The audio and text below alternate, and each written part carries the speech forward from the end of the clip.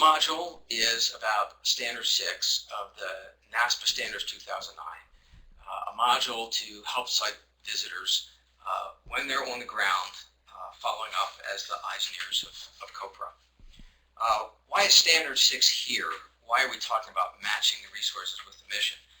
The answer is that a program could be in excellent condition with respect to compliance of the first 5 standards. It could have articulated a strategy and a mission for itself. It could have the jurisdiction and authority that it needs. It could have the faculty that are required to do what it wants to do. It could be having the ideal curriculum to convey its public service values, and it could be assessing student learning and improving itself continuously.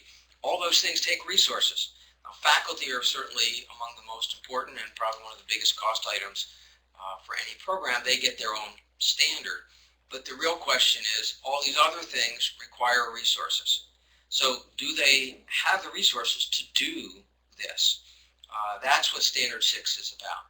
And of course, the program is going to prepare its self-study report, and it's going to make a case about the adequacy of its resources, and if it thinks it needs more resources, it will say that it needs more resources. And COPRA will read the self-study report, may have questions. Those questions will go to the program that will have an opportunity to answer them in the interim response, and then or response to COPRA's interim report. And you, as a site visitor, see all of that, and now you're on the ground trying to follow up, because sometimes you may be asked by COPRA to follow up on a particular issue that they saw in the self-study report. You may see different issues in the self-study report, although you take your lead from COPRA. Once you're on the ground, you may see things that you want to pursue and convey additional information to COPRA. So what kind of resources are we talking about here? These are really the infrastructure, if you will. And it's pretty basic. I mean, the standard is basically saying, is there a budget? Are there physical facilities?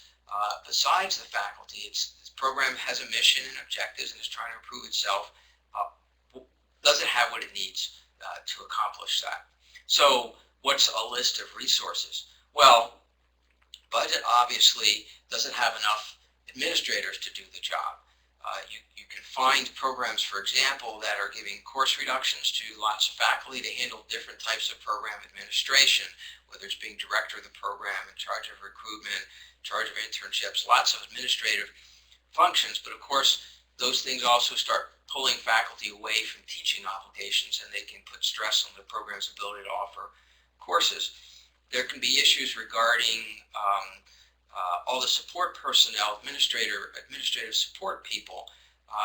You sometimes see programs where graduate assistants are essentially doing clerical or administrative work, which is not necessarily a problem, but it can be, depending on the kind of records to which they have access, and maybe they shouldn't be seeing grades of their colleagues and things like that. Could violate university policy and legal issues and so on.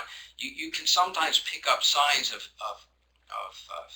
budgetary stress on a program when you see some things like this happening.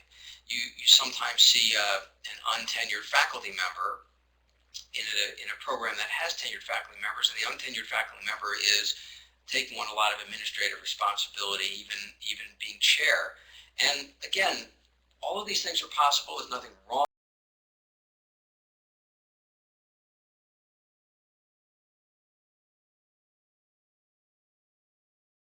with any one of them, but it can be difficult to put an untenured faculty member in that kind of administrative position, because they're doing things that affect their colleagues who are tenured, and those tenured people are going to vote on their own tenure. So it's just that these may be signs of stress. You just need to explore and make sure they're being managed appropriately. So the traditional things that you look at, are there classrooms that are reasonably well equipped and quiet and so forth, and do they have the necessary the data projectors and access to them if they're not built in? I mean, do they have what they need to support their faculty as instructors and students as learners, and also faculty as as scholars and researchers. The library, you can take a walk through the library. Book counts are not, and journal counts are something you may pay attention to, but in this day and age, you pay a lot of attention to availability to electronic resources and so on. These are all things that say, well, if you're going to have a program that runs well, make sure that it's got this infrastructure in place. So COPRA is basically looking to the site visit team to sort of validate the program's representations about its fiscal situation, financial situation. Does it have the resources it needs to meet its missions? You get different programs with different jurisdictions and different geographic scope. A program that's focused on including educating public administrators for international public administration or non-governmental organizations and so on, that kind of program is going to need potentially some different kinds of resources for international travel, international research, and so on. Then a program that may be focused very locally, maybe a municipal government, even a U.S. municipal government focused, a very more narrow regional focus. They're going to need different kinds of resources to support their faculty's research and to support their student learning.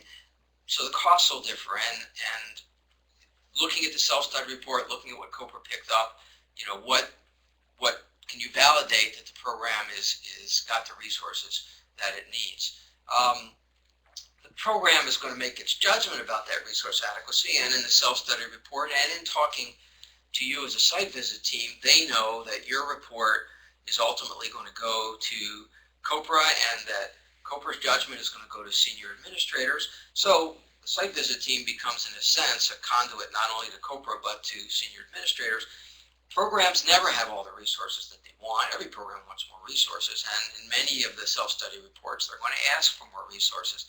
But what can be frustrating for COPRA is COPRA wants to know why. They want to know the rationale. They want to know the specific resources that are not sufficient and how that relates to being able to comply with the standard, because that's what COPRA's job is not to judge whether a program needs more money. COPRA is judging whether the program is in compliance with the standard, which is to say, does it have the resources it needs to do what's in the other 6 standards. So COPRA is not concerned about whether your program is getting more or fewer resources than another program in another part of a university or something like that. They're looking for help in making this judgment about is standard is the facts on the ground, is the site visit team being the eyes and ears of COPRA. What are the facts and what are the resources that are there? Are there connections across the standards that might raise resource issues? So, for example, you could, in terms of one of the things that a lot of site visit teams do is they'll have the program assemble a group of half dozen or a dozen students in a room with no faculty and administrators, and you're basically talking to those students about what they think the quality of their education is. Well, one of the things that can happen sometimes is you're there talking to them and you ask a question, like, well, okay, we know you like the program, you volunteered your time to be at this meeting with us, but if you could improve anything about the program, what would it be? And you ask a students like that, and sometimes they'll say, well, we wish there certain courses, elective or required, were offered more frequently than they are, or more flexibly, or at different times than they are, something like that. That relates to that raises a resource issue. So it's not necessarily a student learning outcomes. It may be a student learning outcomes issue, but it also raises a resource issue. Is the program resource constrained in terms of its ability to offer its courses with the frequency that allows students to complete the program in a reasonable period of time? So you want to be sensitive to sort of how their connections across the other standards, especially to Standard 6. So this last appliance raises the issue of if programs increasingly are doing things online, and even if they're not online, they have all kinds of library electronic resources, but certainly if they have any online or courses that are some kind of mixture of on-site and online delivery. Well, how are they handling that from an information technology perspective? Do the faculty and the students have access to support when things go wrong, as they invariably do? Is the IT situation, not just in terms of who has laptops and what software they have access to, that matters, but do they also have the support that they need to maintain and sustain those kinds of things? So that's basically, what you're looking at.